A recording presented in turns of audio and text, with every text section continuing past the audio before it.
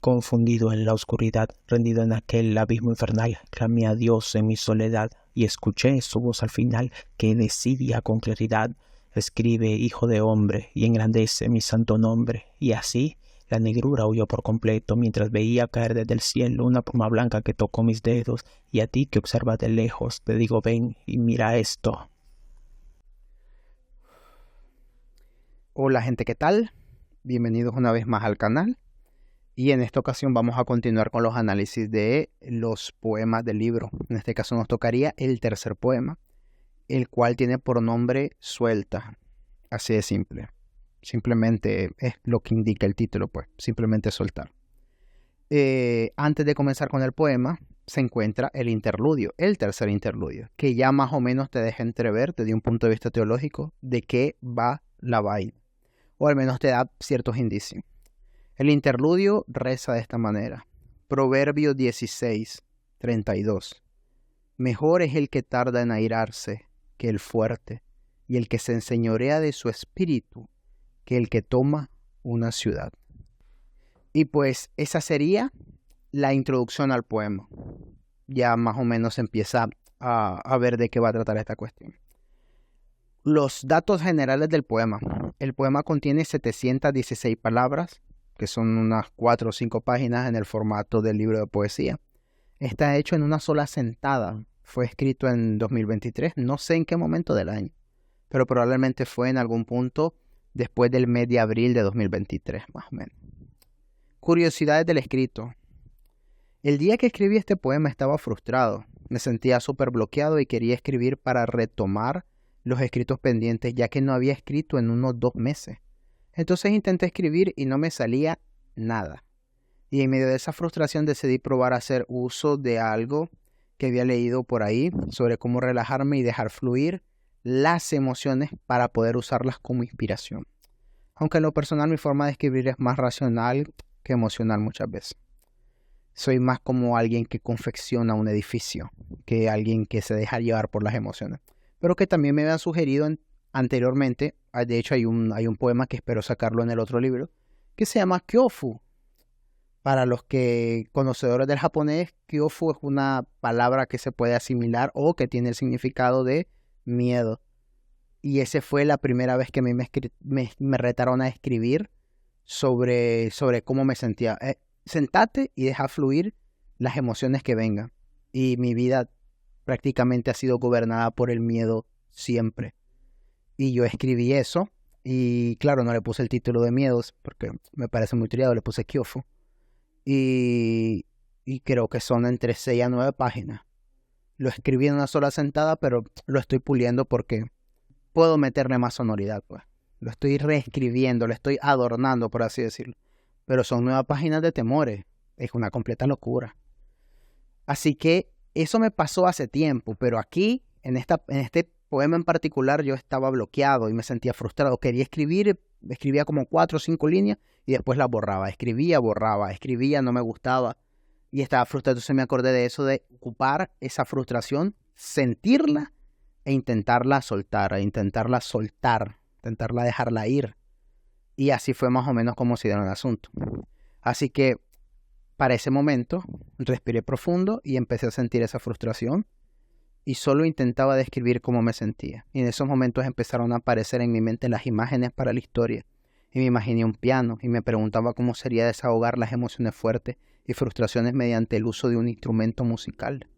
Y también quise probar si podría ser capaz de narrar o describir una escena donde se esté escuchando un instrumento musical, porque narrar sonidos en formato escrito puede ser muy complicado. Tendrías que ocupar alguna partitura y la gente que lo está leyendo tendría que saber de teoría musical o ser músico para entenderlo y poder visualizarlo con solo leerlo.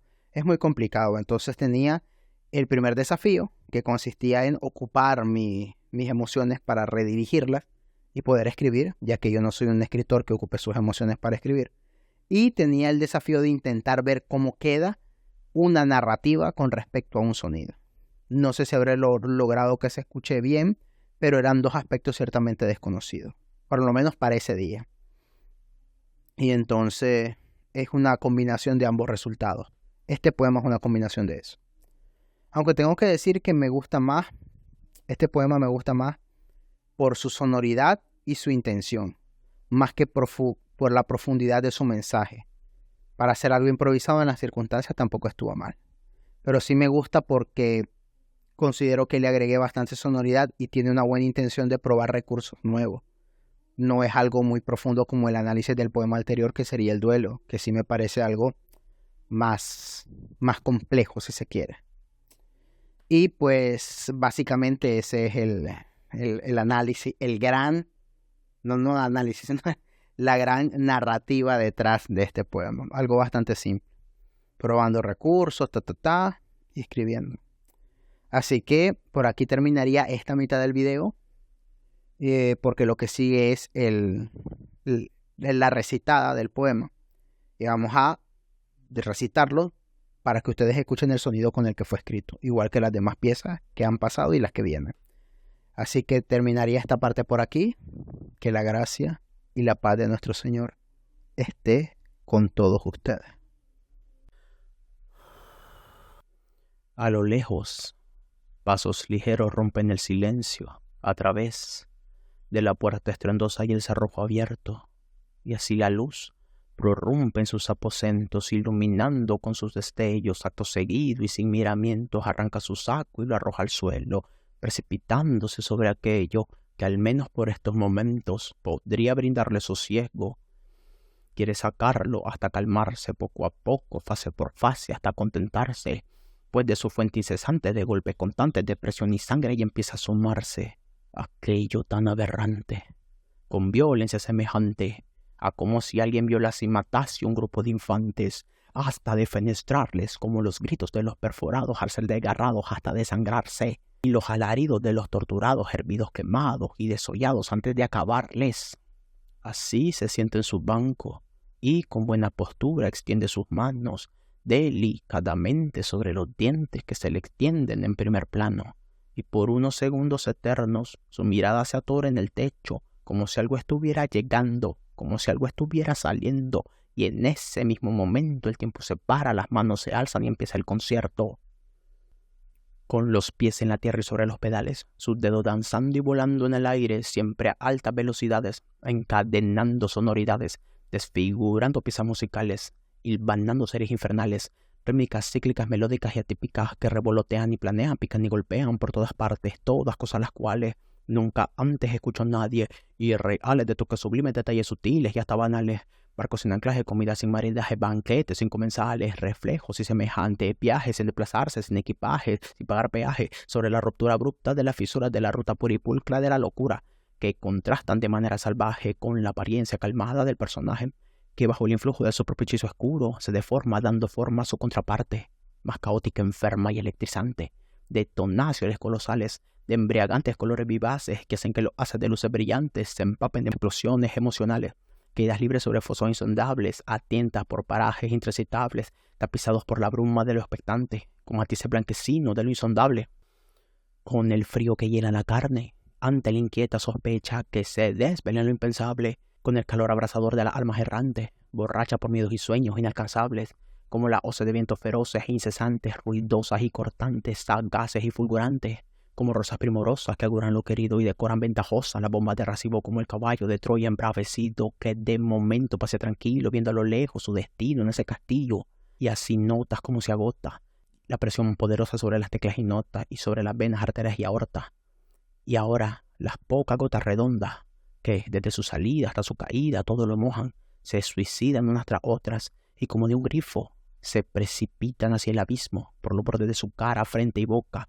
Y así él conforma su arte, buceando dentro del brebaje del combate constante entre lo que de la mente nace y su pecho sale, fundiendo sus dos personalidades mediante los inestables pero necesarios puentes neuronales. Así se avisora una suerte etérea de nueva persona, la fusión insidiosa de autor y obra, su luz y sombra, y la explosión de la expresión, que con valor y razón el sonido sentido cobra. Y aunque no quiera, esta la postre quedará presa, impresa mediante dibujos y puntos obtusos de trazos oscuros y líneas cualquiera, pues será la única manera de que en la postrera historia quede evidencia de estas sentencias y que esta extraña quimera trascienda así la materia de forma completa, pasando sobre la era. Así retorna el silencio hacia ese asiago trono sempiterno y mientras exhala contento su último suspiro tenso, se relajan y asientan sus nervios, pues ya ha liberado lo de adentro. Y ya no quedan en sus labios ningún rastro insensato de aquellos horribles tragos amargos de su pasado que le oprimieron, al no haber podido soltar el peso cargado de aquellos años. Ahora se siente a resguardo, pues sabe que puede volver a tomarlo de ser necesario, pues en su cuarto su querido piano siempre le está guardando